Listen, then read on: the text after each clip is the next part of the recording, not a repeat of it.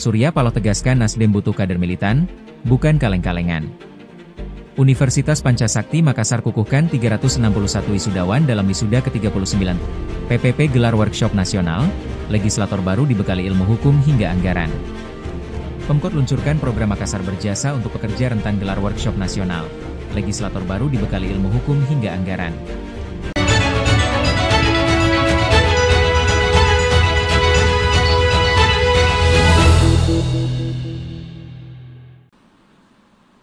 Betapa harus kecewanya saya sebagai pendiri partai ini, sekaligus ketua umum partai ini.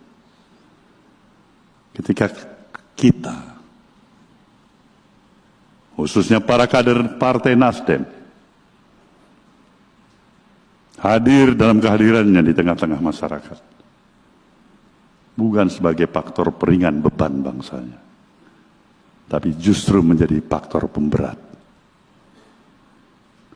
Saya harus ingatkan saudara, bagi siapa saja yang ragu terhadap misi besar gerakan perubahan berada di Partai Nasdem ini, tentu kita hormatin ketika dia harus meninggalkan partai ini. Karena tidak ada tempat bagi partai ini, bagi setiap kadernya yang bersikap ragu-ragu.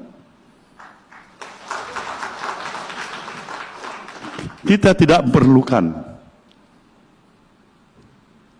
jumlah kader yang besar, tapi istilah orang Medan, kader kaleng-kalengan.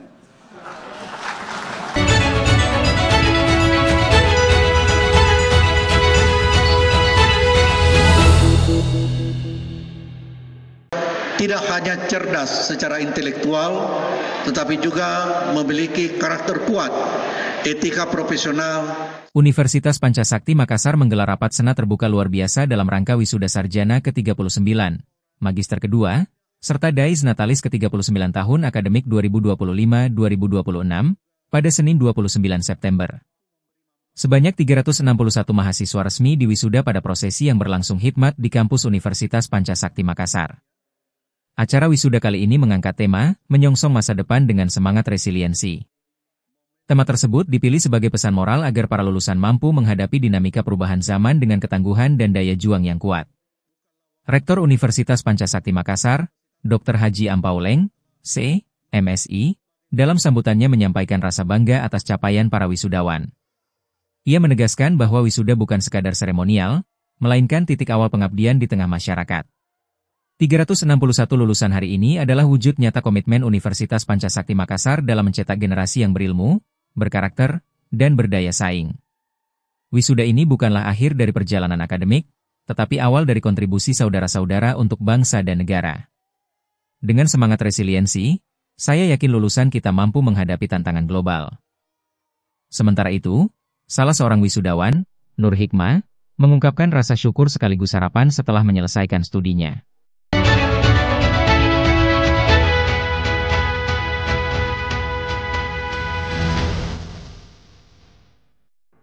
Terima kasih atas kerjasama yang telah dilakukan oleh BPJS Ketenagakerjaan dengan pemerintah Kota Makassar. Pemerintah Kota Makassar terus memperkuat komitmen menghadirkan perlindungan sosial bagi warganya. Janji politik pasangan Wali Kota dan Wakil Wali Kota Makassar, Munafri Arifuddin alias Mustika Ilham, Munafri Aliyah, perlahan namun pasti terus diwujudkan.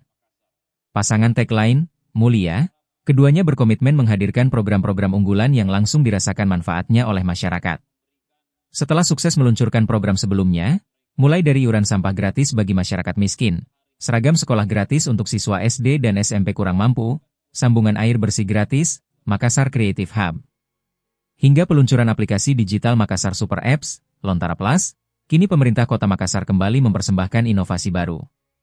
Program tersebut adalah Makassar Berjasa, Makassar Berbagi Jaminan Sosial, sebuah inisiatif perlindungan sosial yang ditujukan bagi pekerja rentan di Kota Makassar. Melalui program ini, pemerintah berupaya memastikan seluruh warga, khususnya masyarakat dengan kondisi ekonomi terbatas, dapat memperoleh jaminan untuk memenuhi kebutuhan dasar hidup yang lebih layak. Launching program Makassar Berjasa berlangsung meriah di Tribun Lapangan Karbosi, Selasa 30 September.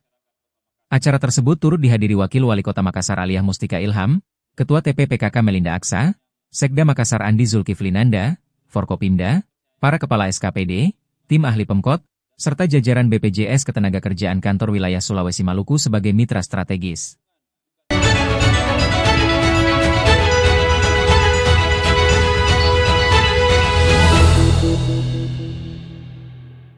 Pasca digelarnya Muktamar X, Partai Persatuan Pembangunan, PPP, langsung menggelar pembekalan bagi ratusan legislatornya dari seluruh Indonesia.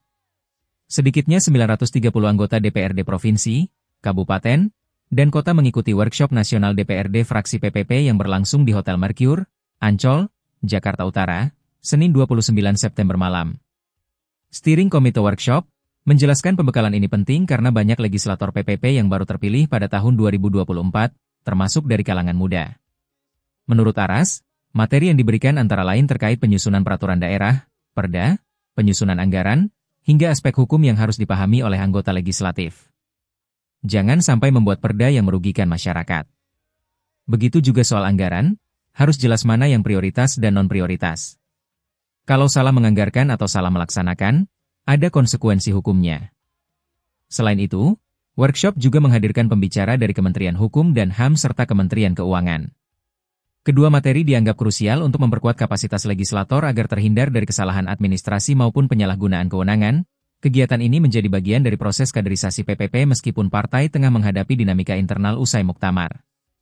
Mantan anggota Komisi V DPR RI ini pun berpesan agar para legislator PPP memperkuat peran politiknya dengan tetap mendukung program pemerintah, khususnya Presiden, tanpa mengabaikan kepentingan rakyat.